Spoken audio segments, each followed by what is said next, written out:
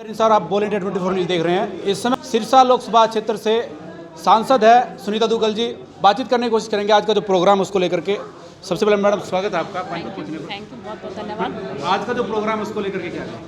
देखिए, ये हमारे संगठन की परंपरा है और हमारे जितने भी सांसद हैं, मंत्री हैं और विधायक हैं, उन सब की पूरे प्रदेश के अंदर जो है जगह जगह जिलों में उनकी जिम्मेवारी लगी है। तो मेरी जिम्मेवारी जो है वो पानीपत की थी, तो मेरा यहाँ पर प्रवास है और इसके साथ साथ यहाँ पर जितनी भी जो भी हमारे संगठनात्मक जो कार्रवाई है उसकी रूपरेखा को तैयार करना और हमारे पदाधिकारियों के साथ बैठक करना, हमारे प्रकोष्ठ के जो पदाधिकारी हैं उनके साथ बैठक करना और हमारे जो जिला के अधिकारी हैं उनके साथ बैठक करना और जो हमारी सरकार की जो भी योजनाएं हैं उनको ज़मीनी स्तर तक पहुंचाना और इसके साथ साथ अपने संगठन को मजबूत करना, ये हमारी जिम्मेवारी रहती है और उसी के तहत जो है मेरा पानीपत में आगमन हुआ। बिल्कुल, संतों की धरती से आप यहाँ पर पहुँचे, सरसा से आप यहाँ पहुँचे, ये पानीपत के लोगों के लिए क्या संदेश आप लोगों का रहेगा? पानीपत के लोगों के लिए यही संदेश रहेगा कि पानीपत जो है वो पूरे, मुझे लगता है कि विश्व पटल पर सभी लोग जानते हैं पानीपत को। ऐतिहासिक भूमि है, ये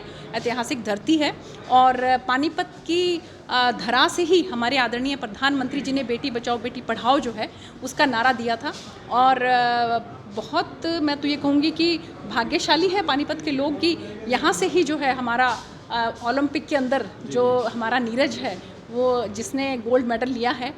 तो बहुत बहुत पानीपत की धरती को मुबारक है, बहुत बहुत शुभकामनाएं हैं और बहुत बहुत उनको मेरी गुड विशेस हैं। मैडम, एक सवाल आपसे लेना चाहूँगा कि किसान आंदोलन काफ़ी लंबे से चला हुआ है, उसको लेकर के अभी करनाल में आपने देखा किस प्रकार 3 दिन तक धरना रहा, हालांकि प्रशासन ने मिलकर के उसका हल निकाल लिया। क्या कहना चाहें किसानों की तरफ से जो मांगे? देखिए, मैं यही कहना चाहूँगी कि जो हमारी सरकार जो काम कर रही है, हल्की सी एक नज़र, कम से कम तुलनात्मक एक नज़र हमारे किसान भाई उस पर ज़रूर डालें। मैं किसी भी तरह की कोई नेगेटिव या नकारात्मक बात नहीं कहना चाहती, मैं सिर्फ सकारात्मक बात कहना चाहती हूँ कि एमएसपी हमारी सरकार जिस तरह से बढ़ा रही है, क्या पहले कभी किसी सरकार ने इस तरह से बढ़ाई? एमएसपी जितनी फसलों पर हमारी सरकार दे रही है, हरियाणा में खासकर, क्या किसी और जगह पर इस तरह से मिल रही है? एमएसपी पूरे हिंदुस्तान के अंदर आप ये देखिए कि गन्ने का जो रेट हमारी सरकार, हरियाणा सरकार दे रही है, पूरे प्रदेश के अंदर, पूरे मैं कहूँगी हिंदुस्तान के अंदर क्या कोई राज्य दे रहा है ऐसा? तो जो सकारात्मक बातें हैं उसकी तरफ जो है ज़रूर ध्यान करना चाहिए और जो विपक्षी दल जिस तरह से बहकाने की कोशिश कर रहे हैं, तो मैं चाहूँगी हमारे किसान भाई इस बात को ज़रूर देखें कि हमारी सरकार जो है वो क्या क्या काम कर रही है। आप चाहे मुआवजे की बात करें, आप चाहे प्रधानमंत्री जो किसान निधि योजना है उसकी बात करें, जो जिस तरह से हमारी सरकार हमारे किसान भाइयों के लिए चिंतित है, हमारे किसान भाइयों के लिए काम कर रही है, वो नज़ीर है।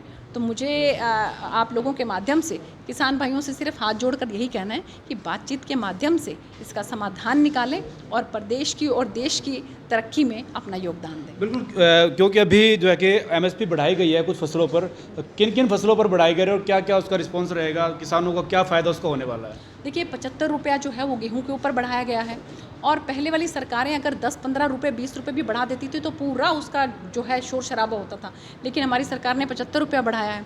और इसके साथ साथ आप ये देखिए कि इतनी फसलें हैं जो हैं, ये बाजरा है, जो तिलहन है, दलहन है, इनके ऊपर कभी किसी सरकारों ने इतना जो है वो एमएसपी नहीं दिया। इसके साथ गन्ने की अगर हम बात करें तो पूरे हिंदुस्तान में गन्ने का रेट सबसे ज़्यादा अगर कहीं है तो वो हरियाणा में है। तो मैं आप लोगों के माध्यम से यही करूँगी कि ये सब जो है हमारे किसान भाइयों की बदौलत ही है। किसान भाई जो मेहनत करते हैं ज़मीन पर और जो खून पसीना अपना एक करते हैं, उसी की बदौलत जो है हमारा हरियाणा प्रदेश आगे है। तो मैं आप लोगों के माध्यम से हाथ जोड़ से यही उनकी प्रार्थना करूंगी कि बातचीत के माध्यम से समाधान निकालें और ये जो कानून है कोई उनके ऊपर किसी तरह का कोई दबाव नहीं है, कोई प्रेशर नहीं है। वो चाहें तो जो पुराना सिलसिला है, जो पुरानी परंपरा है, उसके तहत जो है अपनी फसलों को बेच सकते हैं और अगर वो चाहें तो हमारी सरकार की सिर्फ इतनी ही कोशिश है ना कि वो गेहूँ, चावल, इनसे थोड़ा सा हट के दूसरी जो फसलें हैं उनकी तरफ भी ध्यान करें, उनकी तरफ भी अगर उनसे भी एमएसपी मिल रहा है, उनमें भी एमएसपी मिल रहा है अगर, तो क्यों नहीं वो थोड़ा सा, कम से कम अगर किसी की 10 एकड़ ज़मीन है तो 2-3-4 एकड़ में वो कोई और एक्सपेरिमेंट करने की कोशिश करें, प्रयोग करने की कोशिश करें। अगर उनको लगता है कि उससे उनको लाभ मिल रहा है तो क्यों नहीं अपनी वो आमदनी बढ़ाने की कोशिश करते हैं। हमारी सरकार की सिर्फ़ और सिर्फ ये कोशिश है कि हमारा किसान भाई जो है वो आगे बढ़े और प्रदेश और देश की तरक्की में जिस तरह से वो योगदान दे रहा है उसी तरह से आगे भी योगदान देता रहे। ये थे हमारे साथ सुनीता दुग्गल जी, जो सरसा से लोकसभा सांसद हैं। इनसे बातचीत करने की हमने कोशिश की है।